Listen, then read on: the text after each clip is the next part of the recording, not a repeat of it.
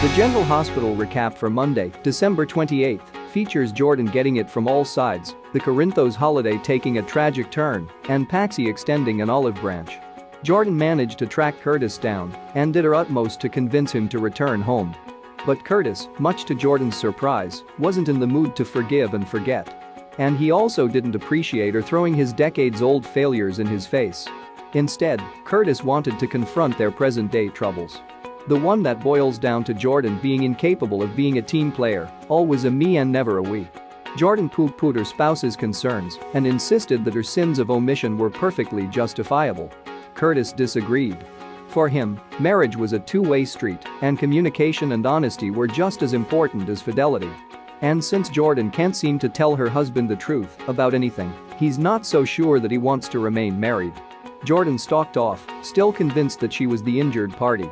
Meanwhile, back at the Ashford apartment, Molly was busy confessing her one-night stand with Brando to TJ and throwing Jordan under the bus for good measure.